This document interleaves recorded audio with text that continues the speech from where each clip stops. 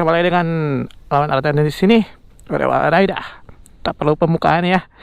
Kita langsung aja to the point. Jadi kita ada di daerah Garut bukan selatan, utara sebenarnya.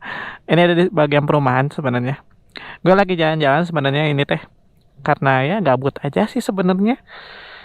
Di sini tuh gue mau ngasih sebuah review atau lah lebih tepatnya impresi sih. Kalau review udah banyak lah yang buat. Soalnya untuk review kalian banyak lah nemu gitu. Ini menurut point of view gue gitu mengenai yang seperti kalian lihat adalah sebuah CRF 150L tahun 2019. Ini motor udah sama gue udah 3 tahun dari SMA sebenarnya. Gue nge-vlog tahun 2022 awal. Sekarang udah 1 tahun tapi subscriber masih ya di bawah 1000. Gak apa-apa lah ya. View-nya bagus, lumayan lah. Jadi gak banyak sebenarnya yang mau gue sampaikan. Soalnya video impresi ini sebenarnya udah gue buat minggu lalu gitu. Tapi entah kenapa sih audionya itu gak ke-detect atau error, gak tau kenapa lah ya. Pas video sama si JJ ke Cijapati, gue itu bikin video impresi. Tapi ya begitulah. Mungkin bukan miliknya, bukan rezekinya gitu. Gak apa-apa ya. Kita langsung aja lah ke motornya. Jadi ini motor tuh tahun 2019 udah jalan 28.000 kilo. Ya udah dibawa touring kemana-mana sebenarnya, tapi itu sebelum gue ngeplog, sayang banget gitu ya. Gue punya modal buat ngeplognya itu pas udah berhenti touring gitu. Buat kalian yang nanya buat dibawa touring enak gak? Enak. Cuma ya secara ergonomi ini gak terlalu cocok buat touring. Karena ya buat posisi lah, iyalah tegak gitu, posisinya tegak. Gak gak nunduk atau gak terlalu ke belakang, gak terlalu ke depan, tegak gitu. Cuma yang gak nyaman itu si joknya kecil. Jadi pinggang kalian pasti bakal kali-kali bakal agak terserah nggak ya. Untuk jangka panjang lumayan pegel deh bagian pinggang. Soalnya joknya kecil di bagian buttocks bahasa Indonesianya lupa. Pokoknya di bagian pinggang itu kalian pasti bakal agak nyaman gitu lama-lama. Tapi overall ya nyaman sih, gak pegel-pegel banget gitu. Buat touring nyaman, lumayan lah segitu. Soalnya ergonominya lumayan gak terlalu menyakitkan, tak seperti motor sport. Walaupun ini termasuknya ya motor sport juga sih sebenarnya, tapi gak sport pairing gitu. Jadi untuk bagian depannya aja gitu gue gak banyak ngerubah gitu, cuma nambahin aksesoris spion gitu. Spion standar gue cabut gitu. Gue cuma nambah spion underbar. Sebenarnya ini awalnya itu cuma spion spion bar end yang di sini biasa di sini. Cuma gue cabut gitu si jalurnya. Gue cabut jalurnya, gue pasang kayak gini. Sesimpel itu sebenarnya. Dan kenapa ini gak mentok? Ada yang nanya gitu, Bang, ini gimana bisa gak mentok gitu. Tuh, gak mentok kan.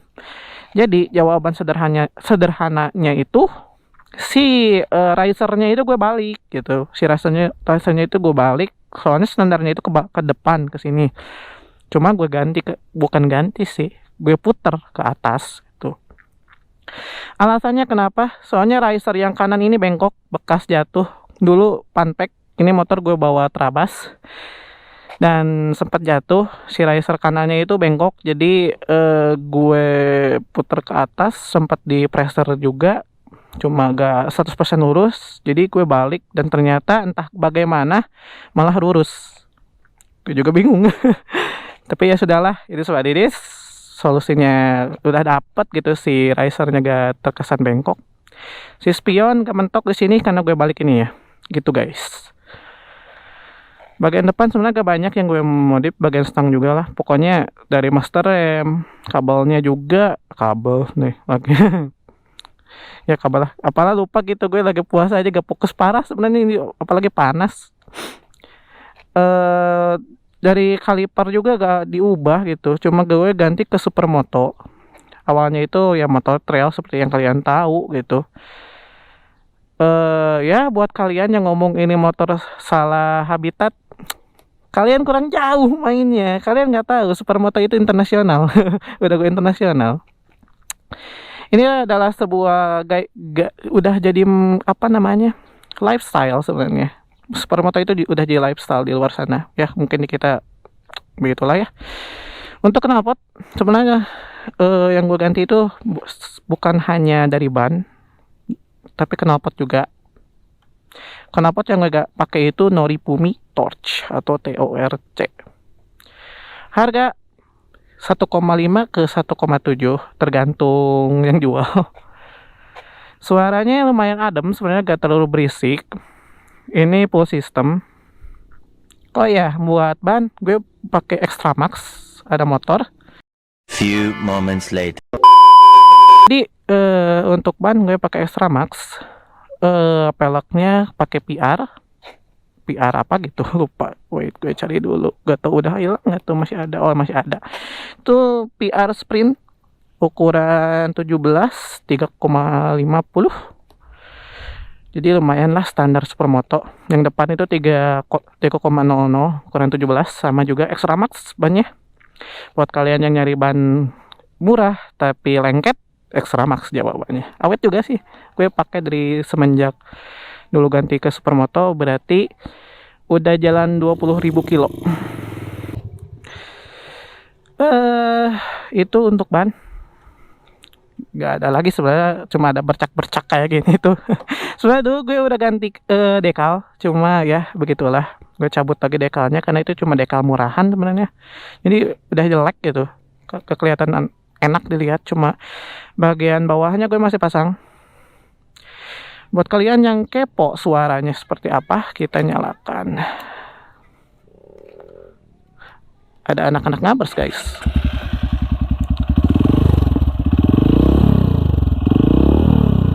Untungnya ini gue ada di belakang perumahan gitu, gak terlalu berisik.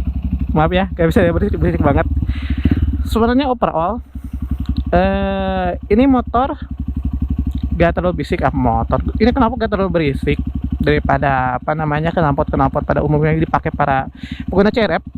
Ini gak terlalu berisik. Kenapa? Karena si mufflernya itu cukup panjang dan besar, jadi cukup untuk meredam suaranya.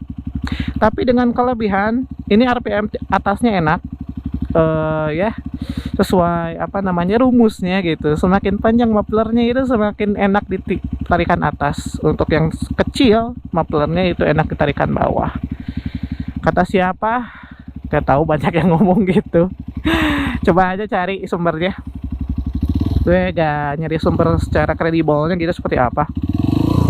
Itu doang sih, gak banyak yang bisa gue sampaikan. Impresi gue juga selama 3 tahun ya aman-aman aja sama nih motor. Gak pernah ada masalah, kecuali dari komstir gue udah ganti. Karena ya kalian 2 tahun mungkin udah kerasa si komstirnya itu agak berat. Jadi buat kalian yang pakai CRF udah maju 2 tahun, mending ganti komstirnya. Kalau kalian nanya ke bengkel-bengkel atau apa gitu, ternyata bengkelnya ngomong ini dari ban. Soalnya gue pernah gitu ke bengkel, gue udah ngomong ini komstir, malah ban yang dipermasalahkan. Ban katanya kegedean, jadi berat. Mata neco, pas gue cek komstirnya memang udah apa gitu, udah aus sih komstirnya. Mending kalian yang pakai CRF komstirnya ganti, entah ke Scarlett ataupun ke apa namanya, ke model yang lain, ke aftermarket yang lain. Jangan pakai AHM. Sumpah gak awet cok, banyak yang ngomong gitu juga. Tapi beberapa part masih pakai AHM juga sih gue ini. Soalnya susah nyarinya cok di Garut, harus beli online. Sedangkan gue balas beli online tuh lama doang gitu. Kebetulan sebelumnya itu pas gue ganti komstir ada beberapa part dari AHM yang udah ready gitu. Jadi ya udahlah, pakai dari AHM aja beberapa part. Cuma dari bearing gue pakai Scarlett. Jadi buat kalian itu buat komstir, banyak lagi sih yang bisa gue omongin di sini. Buat kalian yang pengen beli CRF, ya recommended. Mungkin opsinya untuk trail 150L ada WR, ada CRF, ada KLX. Tapi tergantung ke point of view kalian lebih suka yang mana, karena lelaki punya selera. Oke, jangan lupa klik like, share, dan subscribe, karena itu doang yang bisa gue sampaikan. Terima kasih buat kalian yang sudah menonton sampai akhir. Bye now.